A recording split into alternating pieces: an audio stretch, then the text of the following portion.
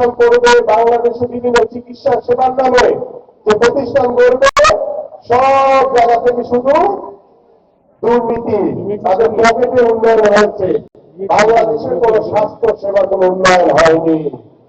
এবং স্বাস্থ্য সেবা নিয়ে আমাদের মাননীয় ভারপ্রাপ্ত চেয়ারম্যান মহোদয় এখানে যে রূপরেখা দিয়েছেন, আপনারা বললে বুঝতে পারবেন এখানে কি বিশ্লেষণ করা হয়েছে।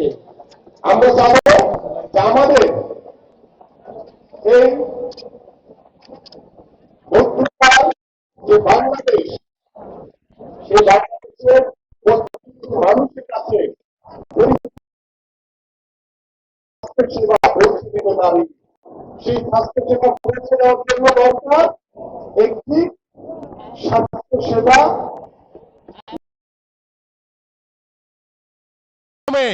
আমরা প্রত্যেকটি ঘরে ঘরে মানুষের কাছে স্বাস্থ্য সেবা পৌঁছে দিতে চাই। কারণ এই স্বাস্থ্য যদি ঠিক না থাকে তাহলে আপনারা কিভাবে কাজ করবেন, কিভাবে একটি সুন্দর সমাজ, একটি সুন্দর বাংলাদেশ গড়বেন। এই জন্য আমাদের মাননীয় ভারপ্রাপ্ত চেয়ারম্যান এই স্বাস্থ্য সেবা নিয়ে অত্যন্ত গুরুত্বপূর্ণভাবে আমাদের এই রূপরেখা দিয়েছে। এবং আমরা যদি বিচার বিভাগের দিকে তাকাই, গত 17 বছর ধরে আপনারা তো সকলেই ভুক্তভোগী বিচার বিভাগ নিয়ে। আপনারা কি বাংলাদেশের সঠিক বিচার পেয়েছিলেন? জোরে বলেন, পাইছেন কিনা?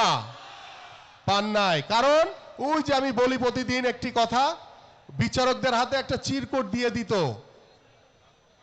চিরকুট আছে না, ছোট করে চিরকুট দিয়ে দিত যে কাকে কোন বিচারের আওতায় আনতে হবে, কার জন্য কি রায় দিতে হবে, কাকে কি সাজা দিতে হবে, সেটা বিচারকরা ওই উকিলদের কথা শুনে বিচার করতো না, তাদের কাছে আগেই চিরকুট পাঠিয়ে দিত। সেই অনুযায়ী বিএনপি নেতা কর্মীদের নামে হাজার হাজার লক্ষ লক্ষ মিথ্যা মামলা হয়েছে, লক্ষ লক্ষ নেতা কর্মীদেরকে মিথ্যা মামলায় জর্জরিত করেছে এবং হাজার হাজার নেতা কর্মীদেরকে মিথ্যা মামলায় সাজা দেওয়া হয়েছে। আপনারা আছেন এখানে মামলা নাই এমন কোন লোক আছে? সবার নামে মামলা আছে। কারণ এই আওয়ামী সরকার বাংলাদেশের জনগণকে ভয় পাইতো, বাংলাদেশের জাতীয়তাবাদী দলের প্রত্যেকটি নেতা কর্মীকে ভয় পাইতো। এই জন্য তারা মিথ্যা মামলা দিয়ে বিভিন্নভাবে হয়রানি করার চেষ্টা করেছে।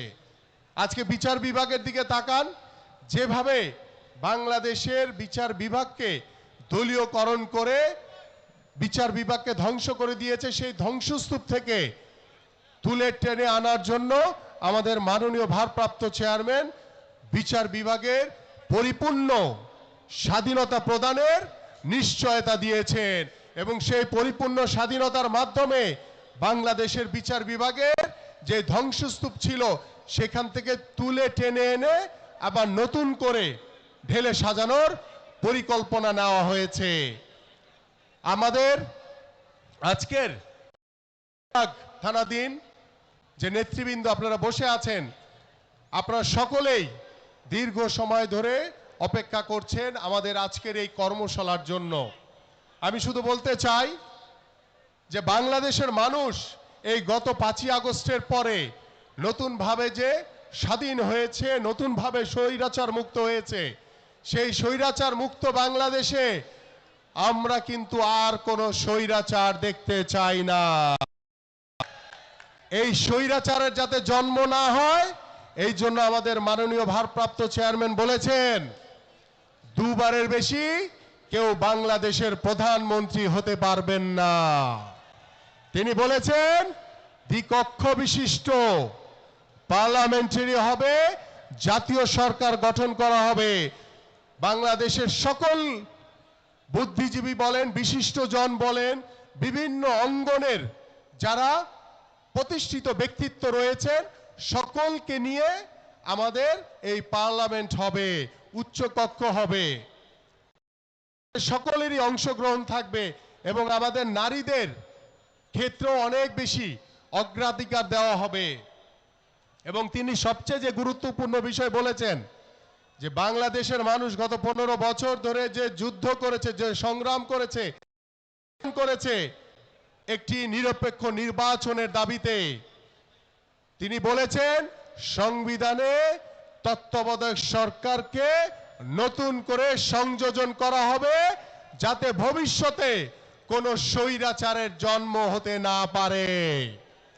তাই আসুন আমরা একটি সুন্দর, একটি সমৃদ্ধশালী বাংলাদেশ গড়ার জন্য আমাদেরকে দল মত নির্বিশেষে সকলে কাঁধে কাঁধ মিলিয়ে আমরা একটি অসাম্প্রদায়িক বাংলাদেশ গড়ব, যেই বাংলাদেশে কোনো হানাহানি থাকবে না, কোনো বিশৃঙ্খলা থাকবে না, এবং বাংলাদেশের যে স্বপ্ন, বাংলাদেশের যে প্রতিষ্ঠিত প্রত্যাশা, যে একটি অবাধ সুষ্ঠু নির্বাচনের মাধ্যমে বাংলাদেশের জনগণের